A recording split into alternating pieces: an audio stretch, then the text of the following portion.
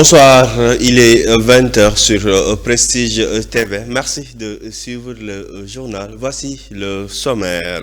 La section communale de Pastef de Fandène est très remontée contre la mairie de la commune à cause d'un refus de la mairie de délivrer des certificats de résidence. Le reportage de Isidore Alexandre Sen est à suivre. Des étudiants de l'université Iba Der Thiam seront formés en e-commerce et en études de gestion dans le cadre de promouvoir le consommé local. Les détails avec Warren Yon dans cette édition. Un atelier de 10 jours s'est ouvert à Thiès pour former des professionnels du secteur agroécologique avec la participation de différents pays. Djibril Thiam sera dans ce journal. L'actualité internationale sera présentée par Warren Yon. Tels sont les titres dans un instant, le développement.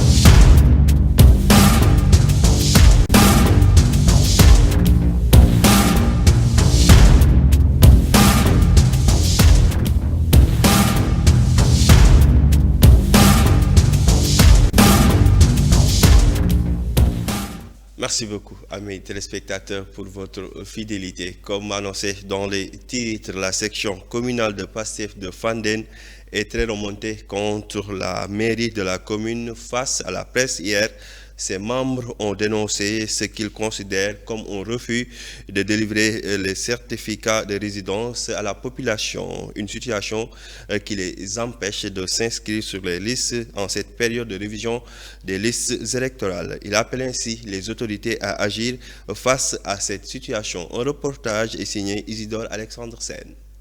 Vendredi prochain, clôture des inscriptions pour les primo-votants sur les listes électorales. Fausse note à Ngoumsan, dans la commune de Fandène, difficile de se procurer un certificat de résidence. Le chargé toujours des élections nous a appelé encore pour nous faire savoir que jusqu'à présent, la mairie n'a pas encore envoyé un de leurs agents pour délivrer les résidences, qui est une pièce maîtresse et capitale pour que l'inscription puisse quand même puisse être validée. La section Pastef de la localité pointe du doigt l'autorité communale.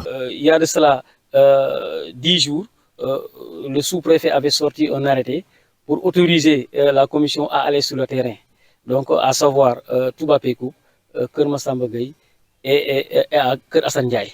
Et on a vu qu'il y a une forte, en tout cas, mobilisation que les responsables de Pastef ont mobilisé leurs militants et leurs sympathisants pour qu'ils puissent s'inscrire.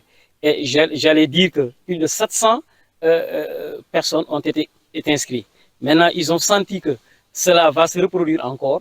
Et en plus de la sensibilisation d'hier, ils ont jugé que cette fois-ci, on va faire, en tout cas sciemment, de ne pas délivrer les résidences pour empêcher, encore une fois, les militants et les sympathisants de Pastef à aller s'inscrire. Il faut vite et vite corriger selon les partisans de Ousmane Sonko. Nous lançons un appel à aller aux autorités locales et nationales à agir dans les meilleurs délais pour que, en tout cas, la mairie puisse délivrer les résidences aux populations, qui est un droit vraiment aux citoyens. Dans cette partie de la commune de Fandène, ils sont nombreux ces citoyens qui désirent s'inscrire sur les listes électorales. D'aucuns souhaitent la prolongation des opérations. Après Fandène, parlons maintenant enseignement supérieur. Dans le cadre de promouvoir le consommé local, des étudiants seront formés en e-commerce et en études de gestion à l'université Iba Der Thiam de Thiès. Ce projet implanté depuis un an et à l'initiative de l'université de Lille en France en collaboration avec l'UIDT. Ce programme compte plusieurs enjeux pour un apprentissage de qualité. Warren Yon pour le reportage.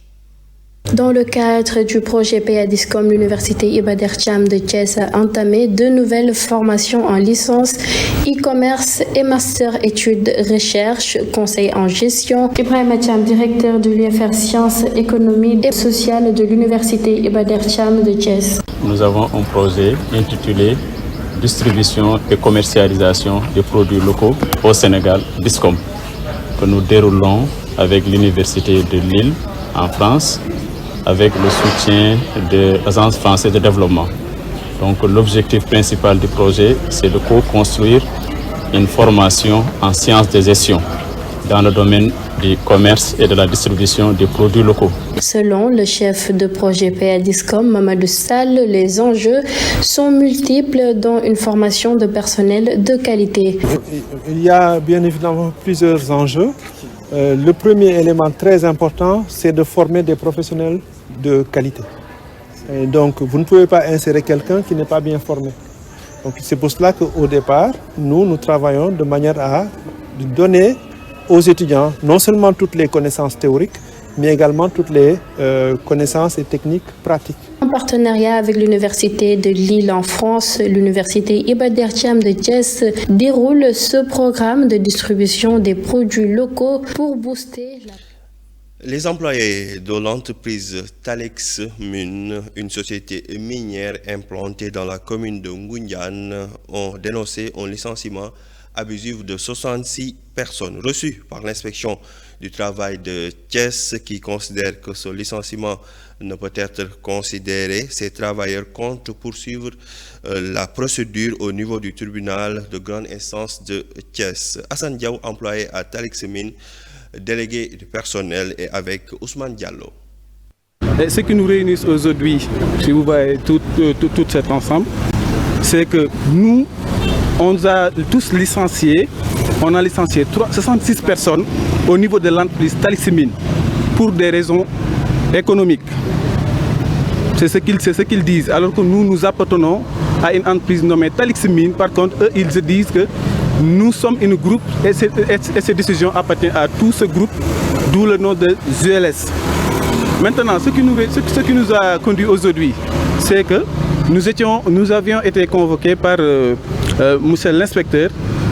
Après discussion, on s'est rendu compte que l'inspecteur a pris la décision que ce licenciement ne peut pas être adopté. Donc, selon sa décision, lui, ce licenciement est nul. Par contre, nous allons poursuivre la procédure au niveau du tribunal en faisant une lettre de non-conciliation. Nous avions tous des contrats CDI. Nous avons tous des contrats à durée indéterminée. Voilà, ils ont licencié 66 personnes, dont 44 personnes avaient l'intention de le poursuivre au niveau de ces institutions juridiques. Depuis le début, on a entamé une procédure qui a été toujours respectée par M. l'inspecteur.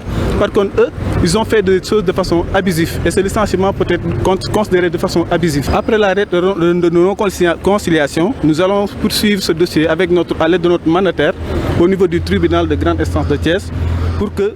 Un atelier de 10 jours s'est ouvert à Thiès pour former des professionnels du secteur agroécologie. Les participants sont venus de divers pays comme le Ghana, l'Afrique du Sud et des Philippines. L'objectif de cette activité est de renforcer leur capacité, mais aussi de promouvoir la créativité locale et la créativité paysanne. Djibril Thiam est un membre des formateurs. Nous l'écoutons avec Seynabou Diouf. L'objectif de cette formation est de mettre en place un pôle de formateurs sur l'innovation locale, développement par l'innovation. Pourquoi? Parce que nous avons constaté que beaucoup de nos formateurs sont à la retraite et nous avons besoin des jeunes pour continuer ce travail-là. C'est la raison pour laquelle on se réunit ici, pour former des jeunes qui pourront être capables à l'avenir d'être des formateurs. C'est pourquoi c'est une formation des formateurs. Pendant 10 jours, nous allons les expliquer un peu les méthodologies de formation, les concepts de base et l'ensemble des éléments qui tournent autour de l'approche innovation locale et développement participatif de l'innovation. Comme je l'ai dit tout tantôt, l'idée principale, c'est que nous avons autour de notre plateforme pays beaucoup de personnes qui sont à la retraite. Et aujourd'hui, nous devons poursuivre cette mission, raison pour laquelle nous devons former un groupe pour assurer la relève. Donc vraiment, la raison principale, c'est que nous voulons mettre en place un pôle de jeunes pour continuer la relève de la formation sur l'approche innovation locale de participatif de l'innovation. Qui sont les participants? Nous avons l'ensemble de nos participants qui viennent du Sénégal, du Burkina Faso, du Bénin, mais aussi qui viennent de l'Afrique du Sud et du Ghana. Et l'ensemble de ces participants seront à leur tour des formateurs au niveau de leur pays, donc c'est des participants africains. Par contre, les formateurs, nous avons des formateurs qui viennent d'ailleurs. Nous avons Checha qui vient du Pays-Bas, nous avons aussi Brigitte qui vient de l'Afrique du Sud et de Maggie qui vient des Philippines et moi-même. Ensemble, nous allons être les formateurs pour permettre à ces groupes de pouvoir acquérir les compétences afin d'assurer la formation. En fait, ProLinova, c'est une communauté de pratique qui a été bâtie depuis plusieurs années. Et notre finalité, c'est de promouvoir la créativité locale et la créativité paysanne dans le cadre de la gestion des ressources naturelles et de l'agroécologie. L'objectif de cette formation... Le ministre de l'Énergie, du Pétrole et des Mines a souligné hier lundi l'importance de la gestion des ressources humaines dans un contexte d'exploitation des ressources naturelles. Pour Birame Souleye Diop, cette approche stratégique de la gestion des ressources humaines trouve un écho dans l'engagement historique des autorités sénégalaises en faveur du développement du secteur extractif. Le ministre Birame Souleye Diop que nous écoutons. Dans nos administrations, en général, vous demandez le dossier du personnel. Les dossiers sont quasiment vides. Un agent peut faire 10 ans, 15 ans. Allez à la retraite même, vous regardez son dossier, vous y trouverez 2 ou 3 papiers.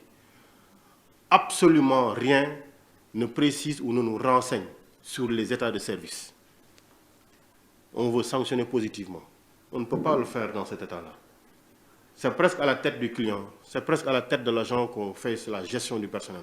Il nous faut aujourd'hui avoir ce registre-là, avoir des fiches de poste avec des évaluations et des notations au-delà même des notations d'avancement pour évaluer la compétence de nos agents. Les conclusions du travail que nous aurons ici, les conclusions définitives, sont un élément d'anticipation par rapport effectivement aux instructions données dans le cadre de l'audit biométrique des agents dans la fonction publique. Nous avons quasiment terminé de le faire. Nous sommes en train de terminer de déposer les conclusions. Mais les grands défis, comme c'était dit tout à l'heure, c'est le fait de pouvoir s'approprier, nous tous, les conclusions de ce qui sera fait ici. Premièrement. Mais deuxièmement, c'est d'avoir les aptitudes nécessaires pour effectivement travailler dans la gestion du changement. Et j'ai l'habitude de dire, sortons de nos têtes les certitudes établies. Si nous voulons être efficients et efficaces, il nous faut sortir des chantiers.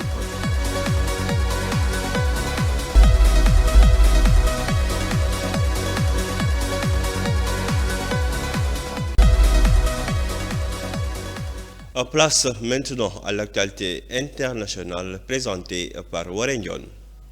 L'armée congolaise et ougandaise s'intensifient leurs opérations contre les rebelles ADF dans la province de l'Ituri, dans l'est de la RDC. Depuis dimanche matin, ces deux armées mènent une importante opération conjointe contre ces rebelles ougandais dans une zone à l'est de Bunia, selon un porte-parole des FARDC en Ituri. Des cibles sont des positions ADF dans la forêt, un noyau dur. Selon un notable de Bunia, c'est la première fois que cette force conjointe baptisée Shuja cible les rebelles ougandais dans cette zone.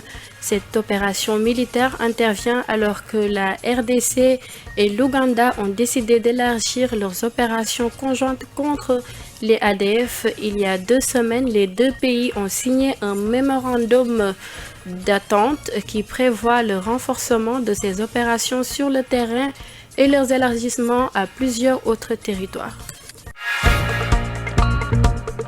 Une nouvelle journée de mobilisation meurtrière au Kenya. Au moins 10 personnes ont été tuées et 29 blessées, selon le bilan fourni au soir de ce lundi 7 juillet par la Commission nationale des droits humains au Kenya.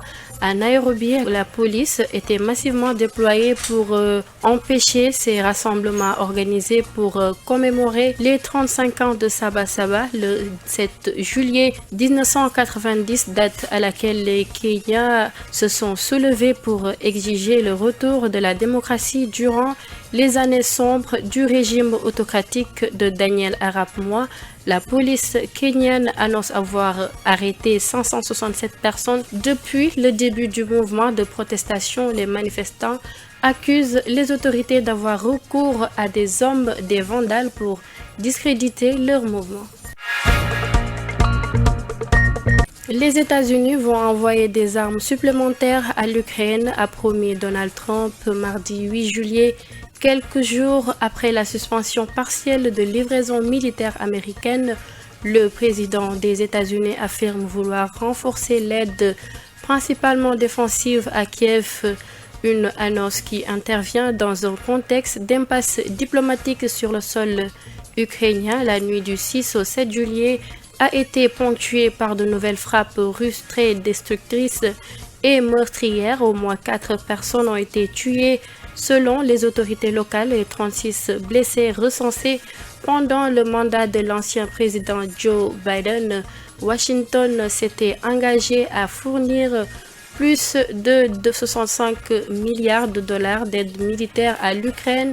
Donald Trump n'a pas annoncé de nouvelles aides à Kiev depuis janvier. Voilà ce qui met fin à la page internationale. L'actualité internationale a mis fin à ce journal. L'information revient dans un instant en version Wolof avec Moustapha Mbaye. Quant à moi, je vous donne rendez-vous demain. Bonne fin de soirée à toutes et à tous.